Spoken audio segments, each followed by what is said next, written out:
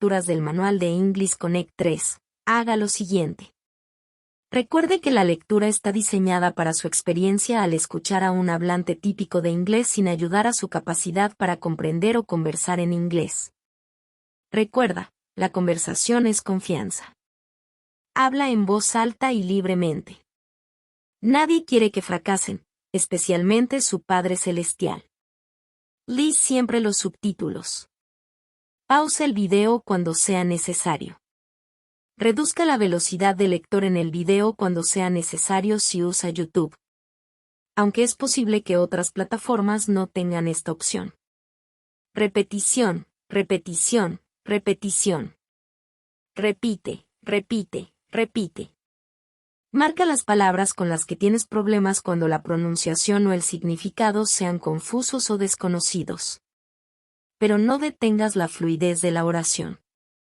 Simplemente regrese y comience la oración de nuevo con las correcciones necesarias. A goal not written is only a wish. Record your progress or your progress will fail. Okay, this is EnglishConnect 3, Lesson 6, page 31 to, we're hoping, up to 41. 7, 8. Okay, here we go. Got a lot of reading on this one. It's a support and opinion. So they're using all different environments where language skills are necessary. Then we're going to go ahead and read through this whole thing. It's going to be very rapid.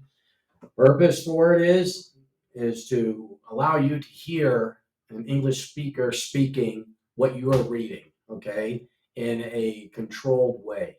And that's what we're seeking to do here.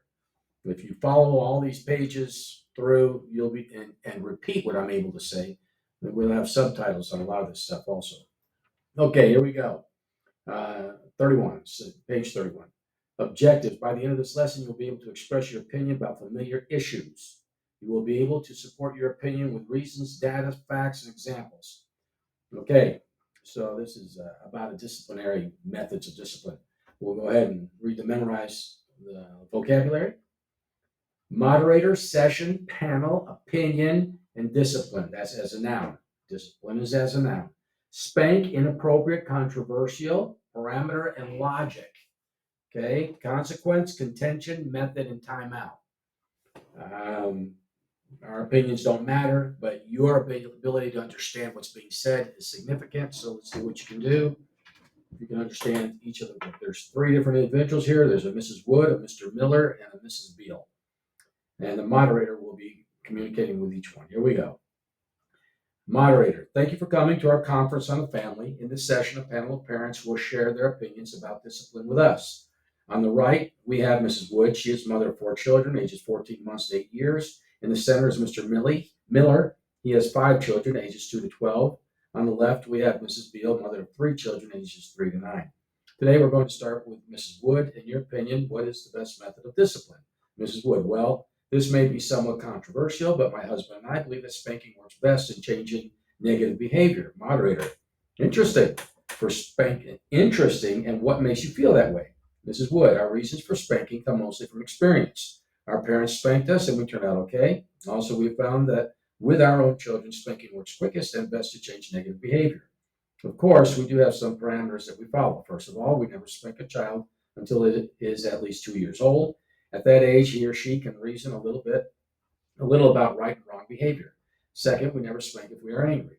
We take time to cool off before administering the punishment. Third, we try reasoning with the child first. If that doesn't work, we spank. Finally, we always show an increase of love towards afterwards. Afterwards is a good word. Afterwards, remember that. We give them a hug or some words of praise or other positive words. Okay? Logical discipline. Okay. Moderator, Mr. Miller, what do you think about spanking? Mr. Miller, well, I disagree with Mrs. Wood. As far as I'm concerned, the timeout method works best. Children have a very difficult time controlling their emotions. That leads to inappropriate behavior. Inappropriate, another good word. So we give our children a timeout. We take them out of the situation. We put them on a special timeout chair in the corner of the kitchen. They have to sit there until their emotions are under control. Sometimes it only lasts for a minute or 2. Other times it lasts for 20, 30 minutes. This timeout gives them time to calm down. They think about their behavior and why it was inappropriate. Another good word. We talk to them afterwards. Another good word. We make sure that they understand their behavior was inappropriate. They must think of positive ways to express their emotions. Timeout definitely improves behavior in our home. I might add, in our memorizing vocabulary, look for the big words. Moderator, Mrs. Beal, do you think that spanking is a good form of discipline? Mrs. Beal, no, I don't. I have never spanked my children. I just don't think a child ever should be hit. We should be teaching our children how to avoid violent behavior. If we as parents hit them, how can we expect them not to hit each other? Moderator, so then, what is your preferred method of discipline? Mrs. Beal, and you're going to get a bunch of questions here in a minute. They're going to ask you all these different solutions. So Mrs. Beal, Mr. Miller, Mrs. What was her name? Mrs. Wood. Yeah, Wood, Miller, and Beal. So with those, all I'm saying is get ready. They're easy to see the graduation. So that's one of the ways you want to remember how they're saying what's going to timeout, spanking, and now Mrs. Beal. Well, I prefer the love and logic method. In this method, our children make choices, either good or bad. Then consequences are applied. There is no yelling or spanking. There is very little frustration for the parents. For instance, our 3-year-old was using inappropriate behavior at the dinner table. After several tries to get him to stop, we gave him a choice. He could eat at the table with good manners or could go to his room without dinner. At first, he chose to go to his room. He could play. He could do whatever he wanted. But then he realized something. He wasn't going to get any food in his room. After a while, he decided to go back to the table. Good behavior at the dinner table brought better consequences, like a full stomach. No one got upset. Afterward, we could enjoy our meal together again. We don't have a perfect family without fighting or contention. There you go. Without fighting or contention. Contention is a good word. But our method of discipline lends itself to less frustration, anger, and yelling for the parents. And at the same time, we teach our children responsibility and good behavior. And again, you're going to go through here, take all the things you learned in that, read it again. Let me read it to you again. Go over it again. We're down here to the same thing. All that's going to be laid out for you. Write a paragraph in which you support your opinion on the topic below. Follow the model presented above with these parts. A topic sentence, 3 to 5 supporting sentences. Oh my goodness, this is really good. And concluding sentence. Topic, concluding, 3 or 4 supporting. If you don't do that, you're out of sync. This is status quo. This is exactly how it has to be written. There's nothing special about this. As part of your personal study, you should take time to work in the proficiency practice section. Okay, we're not going to talk about that. Okay, here's the Alma 32, 41 to 43. This is on page 34. Read and discuss the principle of learning.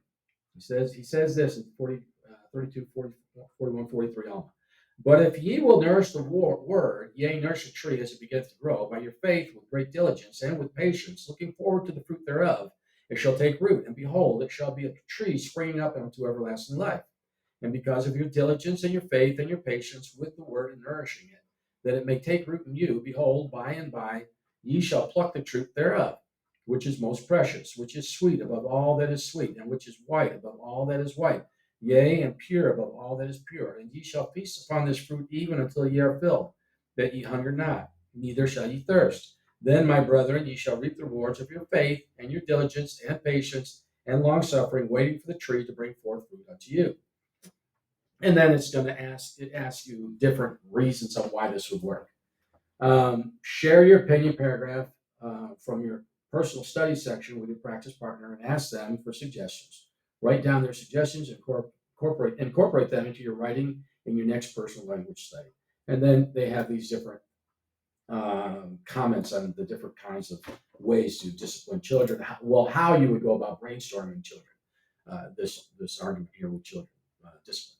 Okay, now we're in 36, page 36, lesson 7, share experiences. By the end of this lesson, you will be able to share experiences from your past.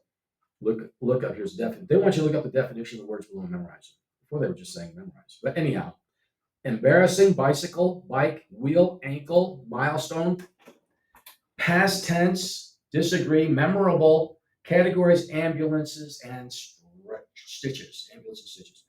Okay. So those are your words. I'm going to say them again. Embarrassing, bicycle or bike, wheel, ankle, milestone, past tense, disagree, memorable, categories, ambulance, and stitches. Now you just heard them. And if you study those and you really look at them and say, okay, what is he saying? What am I supposed to learn here? What am I really supposed to learn? You're going to get it down. Okay, so let me go to the next one. My most embarrassing moment. I'm going to read this. It's a nice little closing out. Then we have one more too for this area here. I used to live in a foreign country and I didn't speak the language at all. I had lived there for about a month. One day I was riding my bike to the train station to meet my friends. I had never ridden on a bike in my country, so I made a silly mistake. I wore a dress while I was riding the bike. Suddenly, my bike stopped. I couldn't move. I couldn't even get off my bicycle. I looked around and my dress had gotten caught in the bicycle wheel. The bottom part of my dress had torn off and wrapped around the wheel. I was so embarrassed. People were staring at me and laughing. Fortunately, a man walking by stopped and helped me get my dress out of the wheel. I just wrapped the dress around me and continued the trip to the train station because I was late. Very embarrassing. My first day at work. This is another one. I was driving my sister-in-law's car to work. She forgot to tell me that there wasn't very much gas in the car.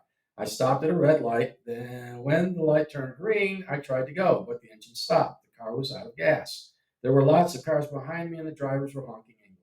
I didn't know what to do, so I got out of the car and closed the door. The door locked. Then I realized that the keys were in the car. My car was out of gas. My keys were in the car. The door was locked. It was terrible. A stranger stopped and helped me fix the situation, but I was 2 hours late for my first day. Ooh, first day at work.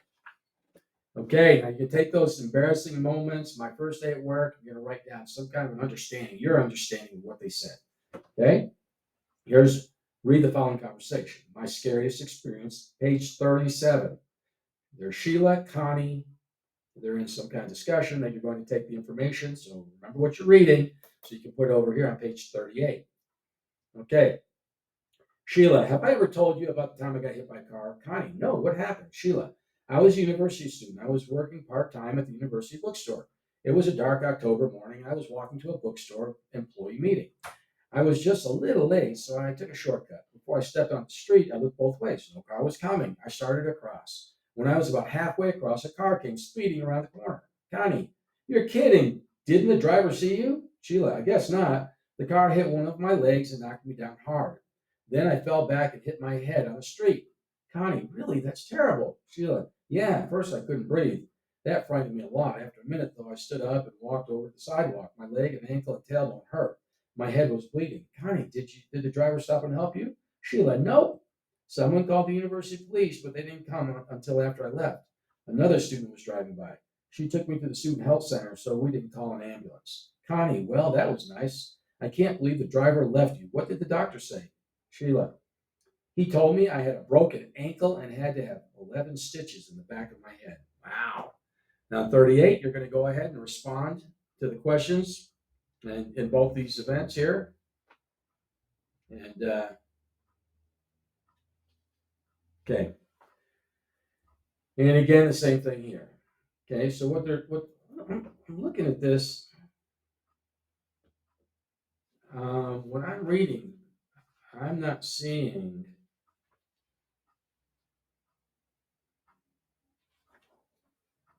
Okay, so you're going to be talking about the most embarrassing moment.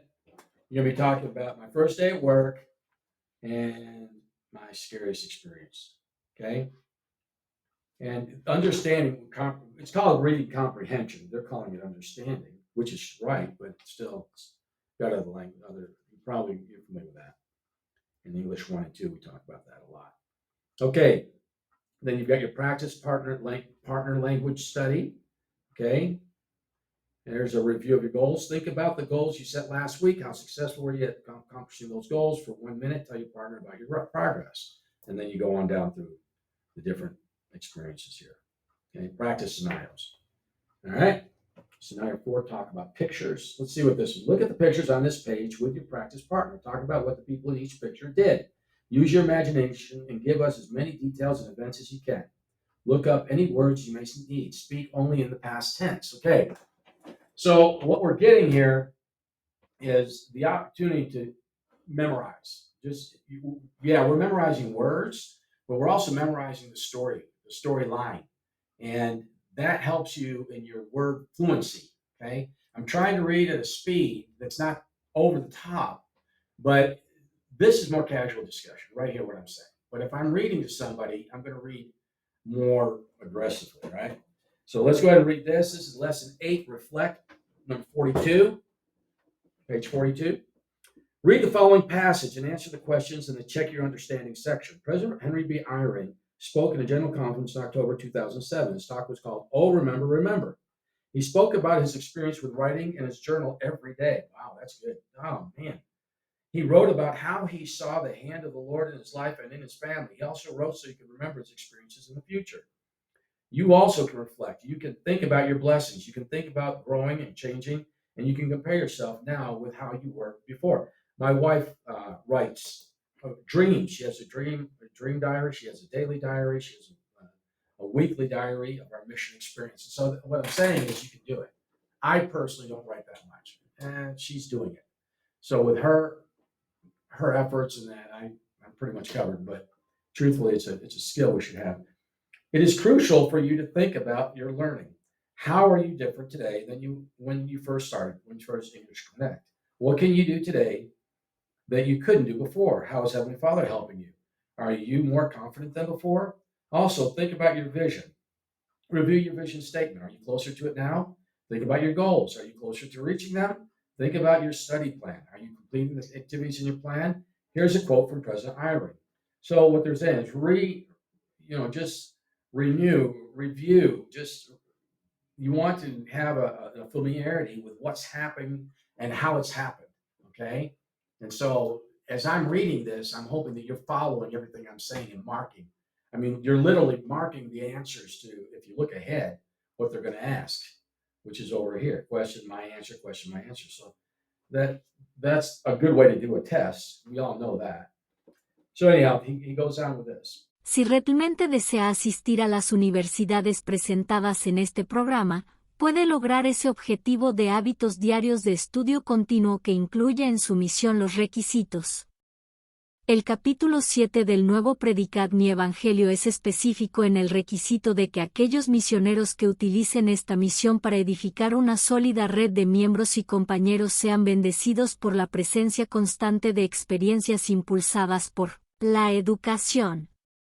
No dejes que esta misión se quede corta en todo lo que puede ser orar, estudiar, aprovechar las bendiciones del don de lenguas y Dios bendecirá tus esfuerzos con éxito aquí y después de tu misión. Tú eres el amo de tu futuro siempre y cuando sigas las impresiones del Señor.